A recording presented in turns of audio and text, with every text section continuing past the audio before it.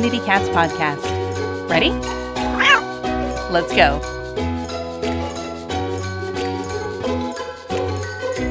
Welcome to the Community Cats podcast. I am your host, Stacy LeBaron. I have been involved helping homeless cats for over 20 years with the Merrimack River Feline Rescue Society. The goal of this podcast is to expose you to amazing people who are improving the lives of cats. I hope these interviews will help you learn how you can turn your passion for cats into action. Today, we are speaking with Dr. Sarah Pizano. Dr. Pizano is the program director of the National Charitable Initiative called Target Zero. She is a 1994 graduate of the Cornell University College of Veterinary Medicine and has experience as a nonprofit shelter veterinarian and public shelter director. Dr. Pizano joins us today to tell us about the Community Cat Diversion Programs that Target Zero helps implement in communities around the country.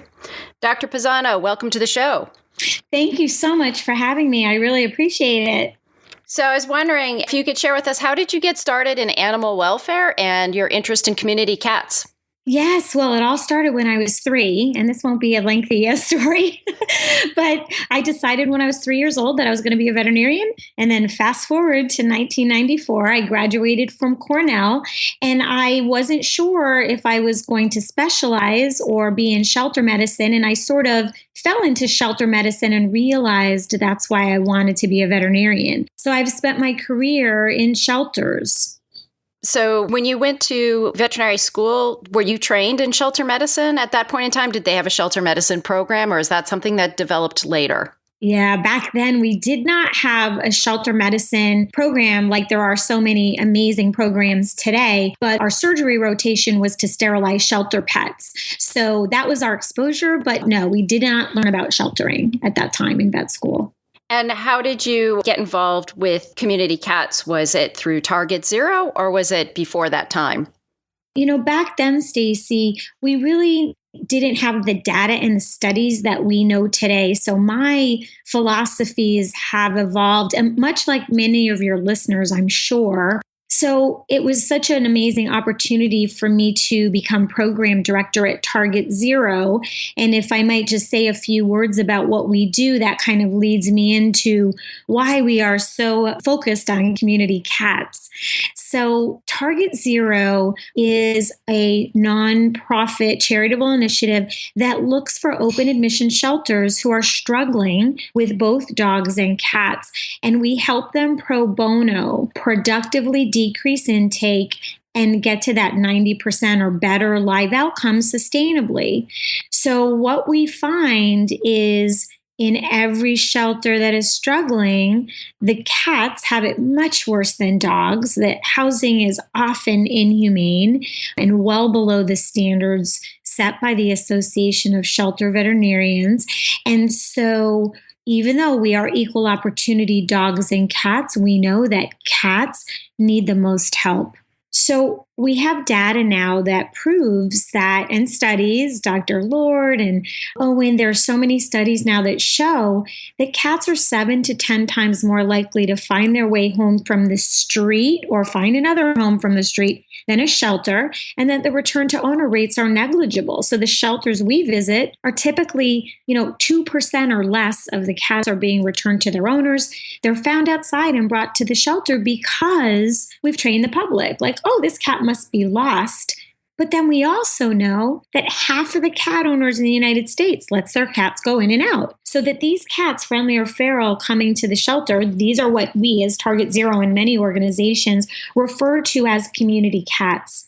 So we say, look at the data, look at what's happening. We need to sterilize, ear tip, and rabies vaccinate and put these cats back home. They have a home, and most of them are going to different places for breakfast, lunch, and dinner. Again, they could be friendly or feral. But Stacy, when we do this in shelters, their live outcomes go from minimal to in the 90s. And it's been an amazing transformation for these shelters. And by the way, we're doing the right thing. We're putting cats home. We know now that their owners aren't coming to shelters to get them. So this program makes sense for everybody, and it saves their lives. So I'm going to play the devil's advocate here a little bit with regards to looking at the data. I know that with data, because there's so many different parties around the country, you can twist data to make it say what you want in certain directions. And I know that there's data out there about the sterilization rates of owned cats being significantly high in certain parts of the country. I mean, we're talking high 80s, low 90% of owned cats being already spayed or neutered, but yet you're talking about owned cats that aren't spayed or neutered, that are out on the streets, in the community, getting pregnant, having kittens. So how did the two sets of data, the data you referenced versus the data that I'm referencing, how are they able to be understood? Because we're feeling like everybody who's got an owned cat these days is getting them spayed or neutered, but yet now you're saying that potentially they're not getting spayed or neutered. I think we're talking about two mutually exclusive or fairly mutually exclusive populations of cats. So typically, and I'm not sure if the 80% was inside owned cats, but we know how prolific cats are at reproducing. And so the cats that are outside are just exponentially reproducing. Peter Marsh did the research linking our shelter intake is predominantly from fixed income pet owners or fixed income homes, if you will. And so those animals, dogs and cats, are typically not sterilized. So I think, though, the 80%, we're talking about two different populations is my suspicion. And remember, like the population of outside cats is infinitely larger than the population that actually ends up in the shelter. And so as target zero, we're looking at who's entering the shelter and how can we stop unnecessary euthanasia. So we acknowledge this is a small slice of all the outside cats, or inside outside cats in the community. So if we sterilize them, we are going to stop the reproduction and future increases in community cats. So I think, and I don't know what studies you're referencing with the 80%, but I suspect those might be indoor cats. Yeah, it's the pets and overpopulation study that comes out every few years. But yeah, I've known Peter for many, many years. And I know he has said, 80% of the number of cats that come into shelters come from the lowest 20% income bracket. And one other thing that he's always said is as your income level goes down, the number of cats you have go up. And that relationship is inverse. As your income level goes up, the number of dogs you have go up. And so I kind of summarize that by saying cats can easily be claimed to be pets of the poor. And the most significant thing Peter has contributed is that link. And so that one of the major programs that we get communities to do is subsidize fixed income pet owners because of the link to shelter intake. And when we do that, we see drastic decreases in intake. We didn't know this 20 years ago. When I started out, we were just spinning our wheels. So it's so amazing now to have this data and be like, okay, wait, we can target this and we can actually make an impact and actually change what's happening. And if you go on our website, target-zero.org, you'll see the amazing graphs with cats, and the drop in intake is staggering. And the way that these communities are getting to 90% or plus, guess what? It's not by having amazing adoption programs because their live outcome is staying about the same. It's because you're decreasing intake because guess what? You're sterilizing those cats when, it could be the owners like, oh my gosh, they just keep having litters and we just can't afford to get them sterilized. Therefore, I'm going to bring them to the shelter. They don't have any more litters. So your intake goes down and it becomes the culture in your community. So people know with those cats to go to spay neuter instead of the shelter. I know for me in my 25 plus year career, this is the most exciting time in animal welfare because we now know the formula. We know how to fix it. Yeah, I think we're definitely at a tipping point with regards to community cats and the realization of the impacts of spay and neuter before adoption or rescue, the importance of having as wide-ranging spay and neuter programs as possible within a community to serve all the cats and dogs in need in that community so that then you aren't faced with an overpopulation issue. So it's that population control tool that spay and neuter provides in the community. And now, let's take a moment to listen to a few words from our sponsors. Ready to make a big difference for cats in your community? we've got an exciting opportunity that can jumpstart your efforts. The Community Cats podcast has launched Community Cats Grants. When you qualify for this innovative program, you'll gain valuable knowledge about how to raise funds for your spay-neuter efforts. Plus, we'll match the funds you raise up to $1,000, doubling your ability to make a difference for cats. Fundraising doesn't have to be scary. We'll be with you every step of the way. Check it out. You can find all of the details on the Community Cats podcast website under our education menu. Let's join forces to make the world a better place for community cats. Can we touch upon a bit in greater detail about the Community Cat Diversion Program that you have? Sure. So the essence of the program is, first of all, we're trying to do surrender prevention. So can you sterilize this cat and keep it? Can you be a foster parent? We're trying to do surrender prevention at intake, which is part of the puzzle of sheltering. And so we're trying to keep as many animals out as possible in homes or help people place their cats. If they're indoor only and there's no other alternative, those are the cats that are going into your shelter adoption program. And the typical split is 20% owner surrenders, 80% outside cats. So we're talking about those 80% outside cats, instead of bringing them into our shelter system, or as you know, many open admission shelters still today euthanize ferals on intake. Instead, let's take those outside cats, sterilize them, ear tip them, rabies vaccinate them, and put them back to their outside home.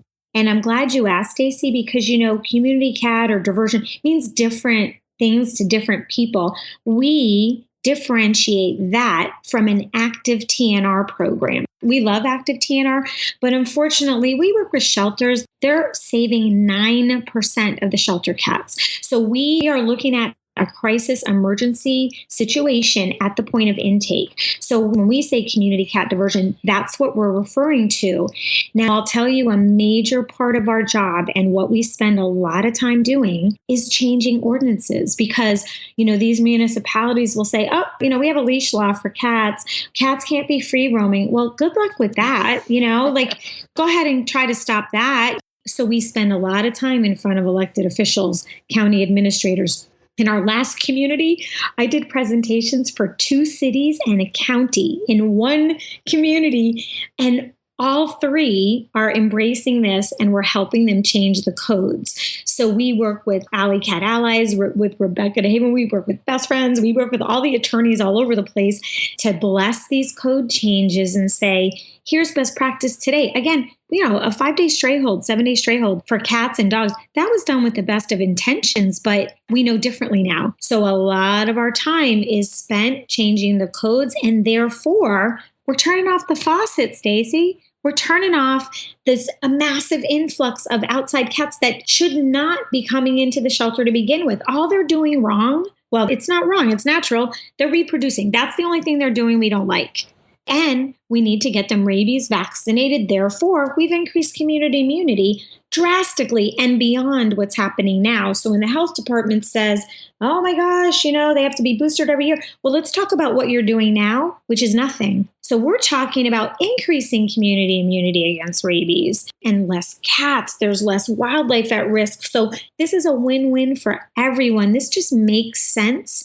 And we really do find, especially with the Million Cat Challenge and Best Friends funding, so many of these programs, we see this catching on, and we're very excited about it. Mind you, it's a lot of work, and we still have a lot of work to do. Oh my goodness, but really exciting that it makes sense. You know, people say, oh, our elected officials would never go for this. Well, guess what? We sit down with the elected officials and we have a rational conversation with them, and we give them the facts and the data, and they're like, oh, that makes sense.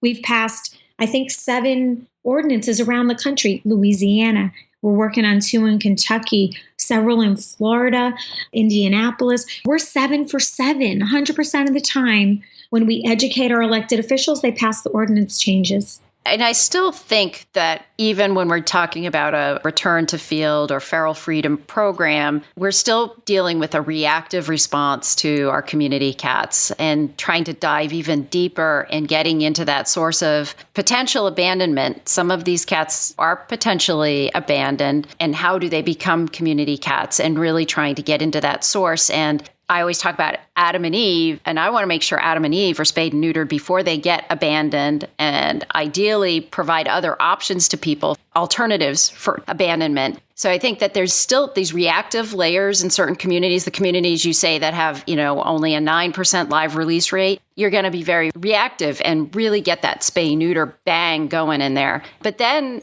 in New England, we don't have that kind of scenario happening. And so now we're having a lot of conversations about how to determine, what is an abandoned cat versus what isn't. I do look at it differently because, one, we know that half of cat owners are leaving their cats go in and out. And then we have cats that just don't want to go inside. But the cats we're talking about that are coming to the shelter are of good body weight. They have at least one food source. And we also know that many of those cats, even the inside-outside cats, they go someplace for breakfast, someplace for dinner, someplace for lunch. So we actually don't think they're lost or abandoned based on their visual body weight. We have the most data from Jacksonville.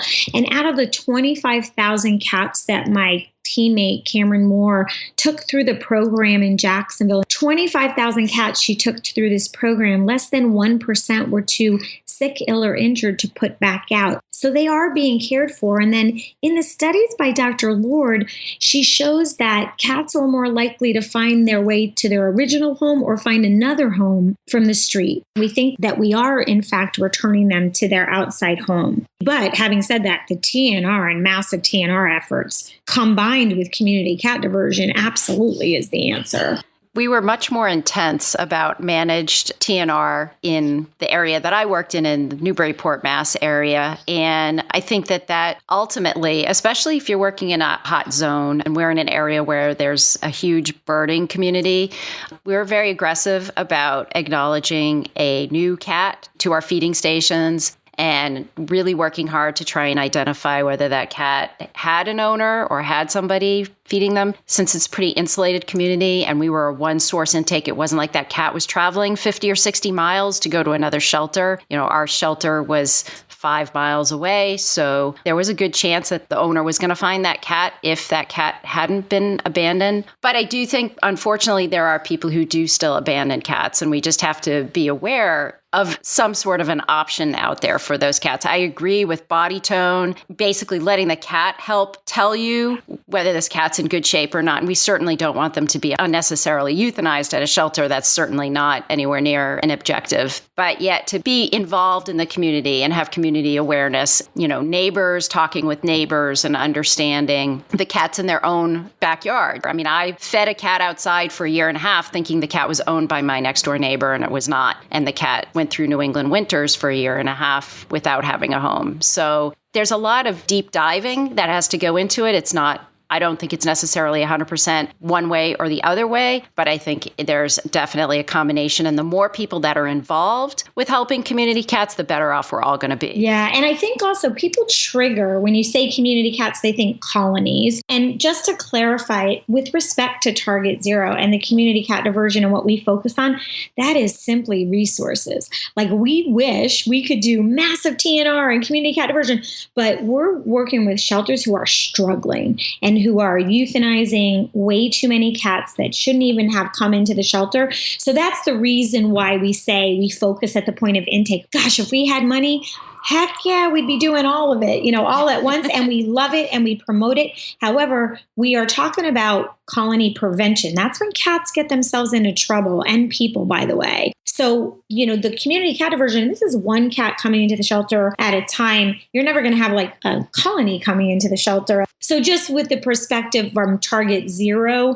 we have a little pot of money. What are we going to do with that money to make the impact? And it's just at the point of intake. So that's simply why our focus is called community cat diversion. I just wanted to clarify that for your listeners. Oh, yeah. And that's really important. Every shelter has a whole different set of problems based on the data that they're dealing with. And so you have to work with them that way. You mentioned you were very excited about the future for community cats. Can you tell me what you think this world will be like for community cats 5 or 10 years from now?